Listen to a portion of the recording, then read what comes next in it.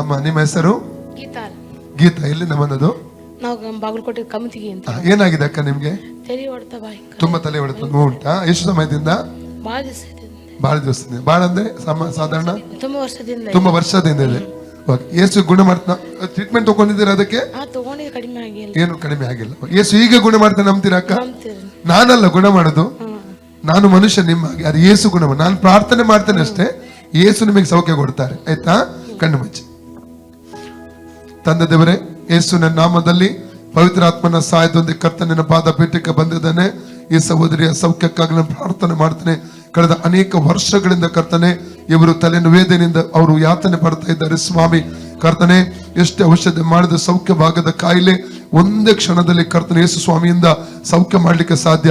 ಈಗಲೇ ಕರ್ತನೆ ಇವರು ಅನುಭವಿಸುವ ನೋವಿನಿಂದ ಇವರಿಗೆ ಬಿಡುಗಡೆಯನ್ನು ಅನುಗ್ರಹಿಸಬೇಕೆಂಬುದ ಕರ್ತನೆ ಕೇಳ್ಕೊಡ್ತಾ ಇದ್ದೇನೆ ಸ್ವಾಮಿ. ನಜರೇತಿನ ಯೇಸು ಕ್ರಿಸ್ತನ ಪವಿತ್ರ ನಾಮದಲ್ಲಿ ಇವರ ತಲೆಯಲ್ಲಿ ಇರುವಂತಹ ಎಲ್ಲ ನೋವುಗಳು ಈಗಲದು ಬಿಟ್ಟು ಹೋಗಲಿ.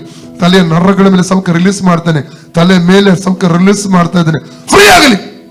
ಅದರ ಹಿಂದಿರುವಂತಹ ದುರಾತ್ಮ ಸ್ಪಿರಿಟ್ ಅನ್ನು ಯೇಸು ನಾಮದಲ್ಲಿ ಡಿಸ್ಕನೆಕ್ಟ್ ಮಾಡ್ತಾ ಇದ್ದೇನೆ. Out in name Jesus, out in name Jesus, out in name Jesus. ಈಗ ನೋಡಿ ಅಕ್ಕ ಹೋಯ್ತಾ? ಮೇಲೆ ಬರುವಾಗಿತ್ತ? ಬಹಳ ಆಯ್ತು. ಈಗ ಇಲ್ಲ. ಐಡಿಯಾಸ್ ಕೂಡ ಹಚ್ಚಿದ್ದೀರ ಅಂತ ಕಾಣ್ತದೆ. ಐಡಿಯಾಸ್ ಅಲ್ಲ, ಬಾಮ ವಾಸನೆ ಬರುತ್ತೆ ಉಂಟದೆ.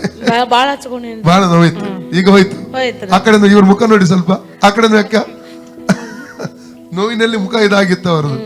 ಯೇಸು ಸ್ವಾಮಿ ಒಳ್ಳೆಯವರು, ಯೇಸು ಸ್ವಾಮಿ ಒಳ್ಳೆಯವರು. ಅವರು ಎಲ್ಲರನ್ನು ಪ್ರೀತಿ ಮಾಡ್ತಾರೆ. ಯೇಸುವೆ ನನ್ನನ್ನು ಸೌಖ್ಯ ಮಾಡಿದಕ್ಕಾಗಿ ನಿನಗೆ ಸ್ತೋತ್ರ. ಓಕೆ ಅಕ್ಕ, ಓಕೆ.